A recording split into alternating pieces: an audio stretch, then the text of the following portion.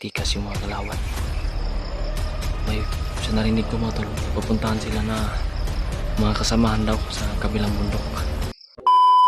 So yun, yung usap tol, isang mapagpalang araw na naman, mapagpalang hapon, anong oras na makita ng video na ito.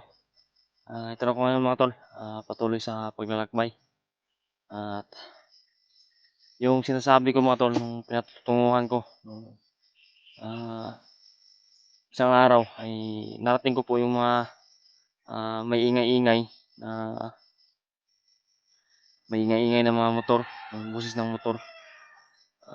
Narating ko yun, nakita ko talaga doon na may daanan talaga na maliit at motor lang yung makakadaan. At parang yun yung daanan na yun ay may patutunguhan na kampo. Binaybay ko yun, binaybay ko hanggat nakarating ako dito. At ang nakita ko ay may nakita ko doon ng mga kampo. Wala nang mga tao, wala nang mga bandido. At may mga nakita rin ako ng mga gamit doon na luma na.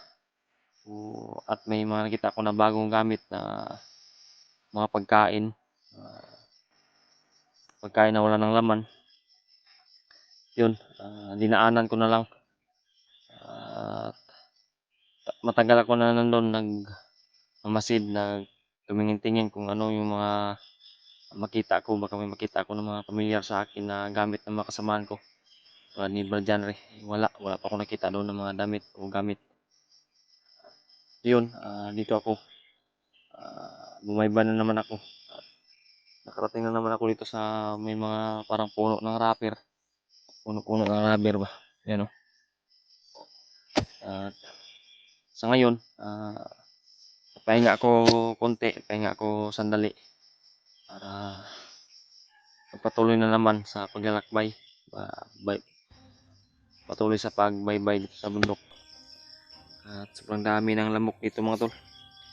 At hindi ako nakatulog ng maigi kagabi.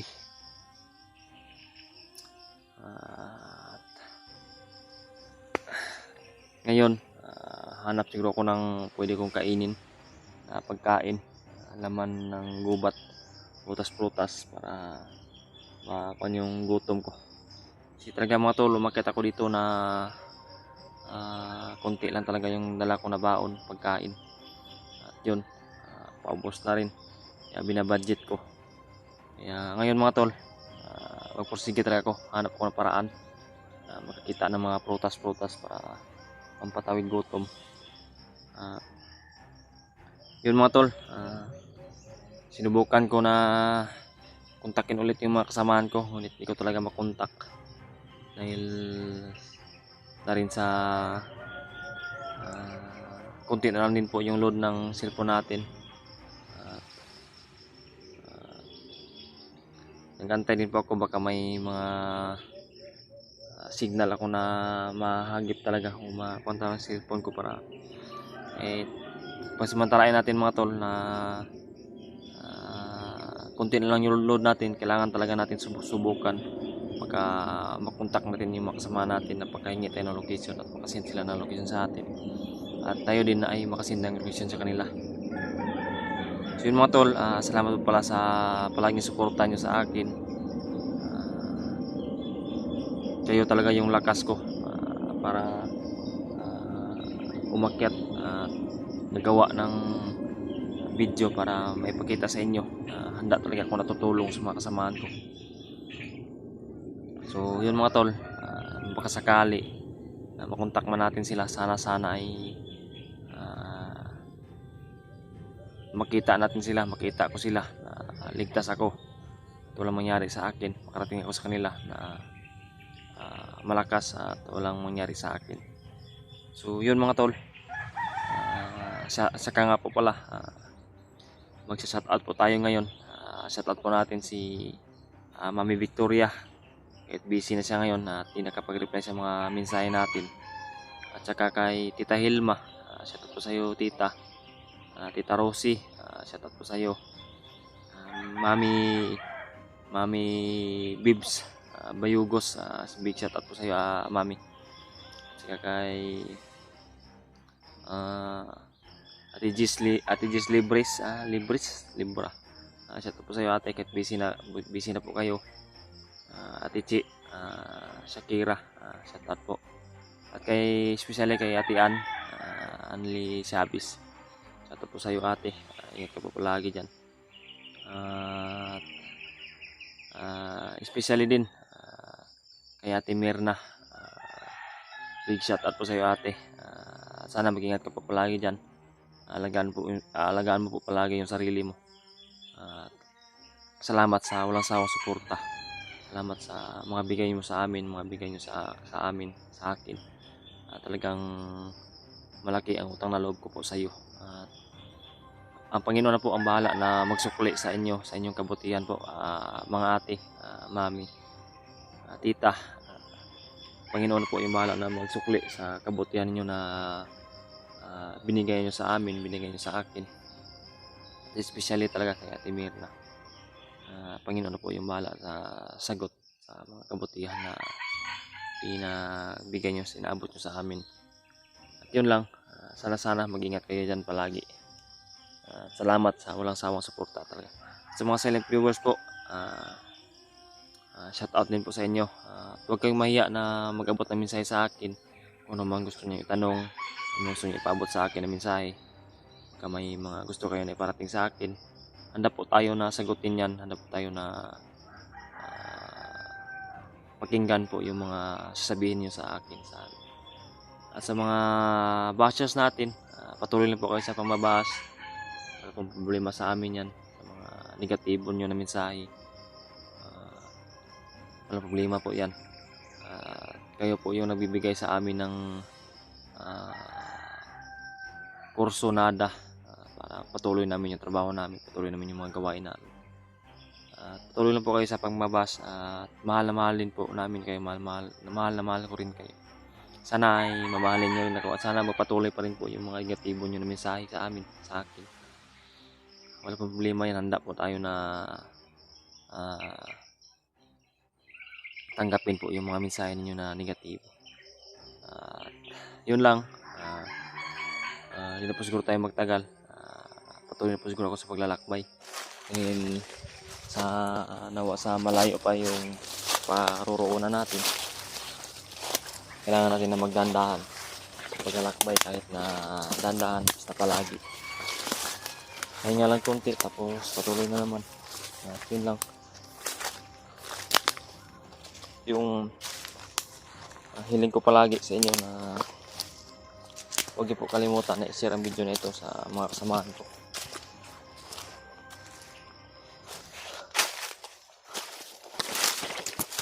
Yun mga tol, dito na direksyon ako patungo banda.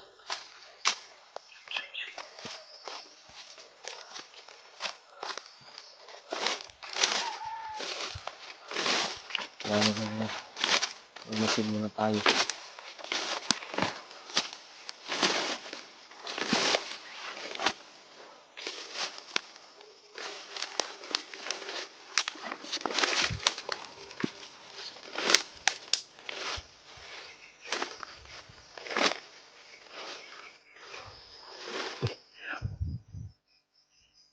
Busis mga tol.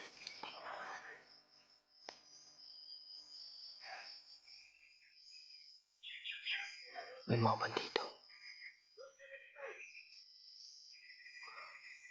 Bandito mga tol.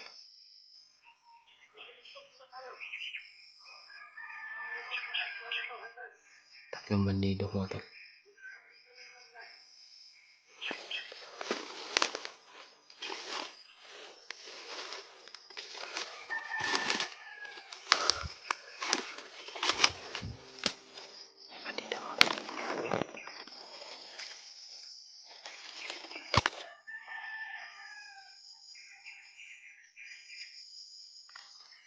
Parang may dalas ng teleskop.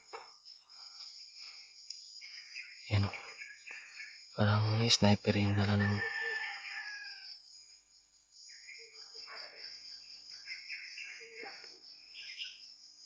at yung dalawang bandito ay nandun.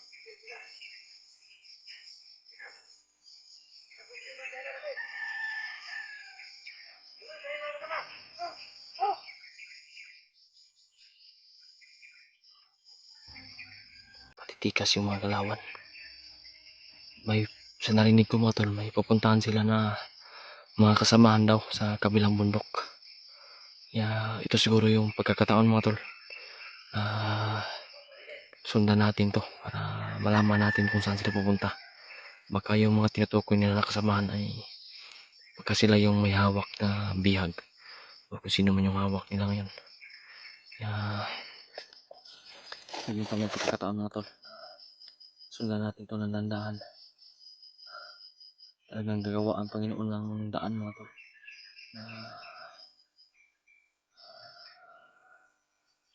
Gagawa siya ng daan para hindi ako mahirapan masyado sa paghahanap sa mga kasamahan ko. O paghahanap sa mga kalaban kung saan sila pumipisto, kung saan sila nakakampo.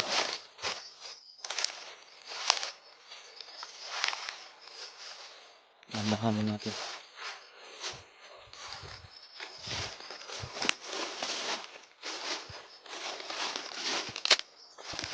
Pamilyar talaga itong puno na ito ba.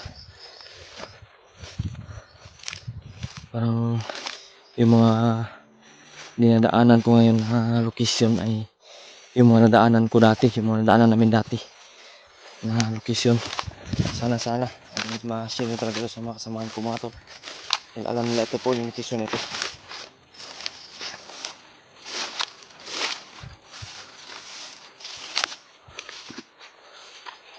Parang nandyan sila sa unahan.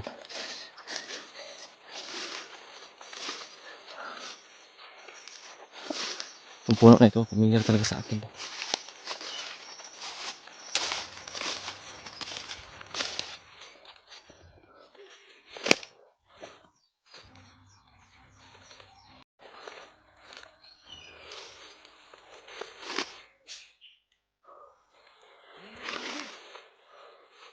Nandito sila sa baba.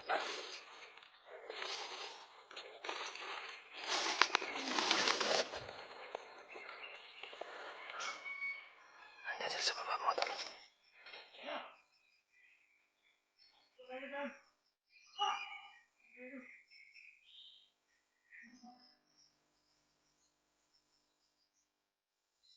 May bubulam. Parang may... Yan.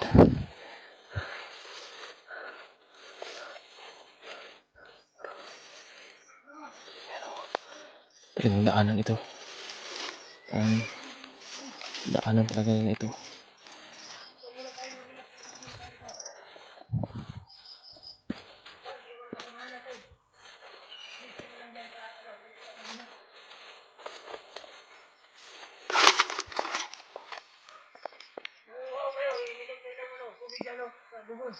Salamat.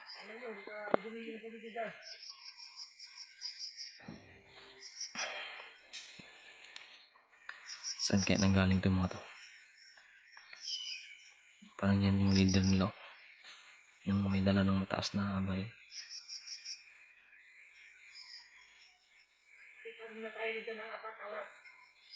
Apat na oras.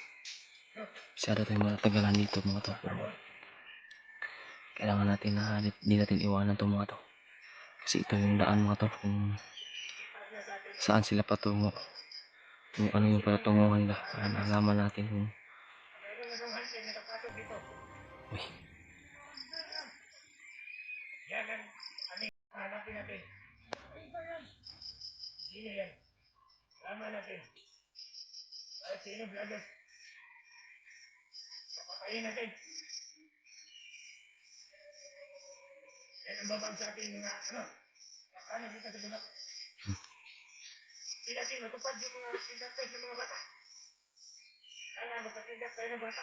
Bata na.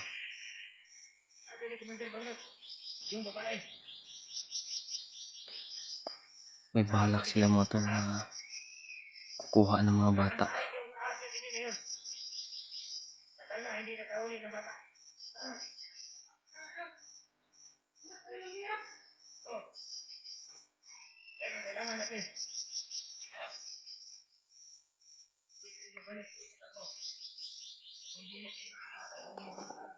Delikado mga to. Baka itong katutunguhan nila ay mga kasamahan nila na naghahanda para mangunguha ng bihag o mangunguha ng mga bata. Kaya ito talaga yung daan mga tol na dapat na hindi ko sasayangin. Ito na yung pagkakataon na mapigilan natin sila sa kanilang mga pinabalak, mga masamang balak. Pakinggan niyo mga tol yung mga sinasabi nila. Rinig nyo naman siguro sa video. Yan.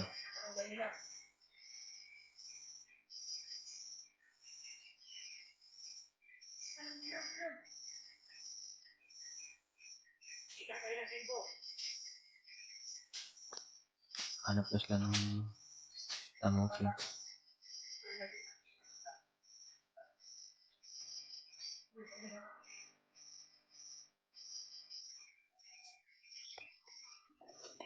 Ito mga tol, kailangan ito kaya ipaabot sa mga kasama itong video ito para malaman nila na may mga binabalak pala yung mga bandidong ito na mangunguha na naman ng bata,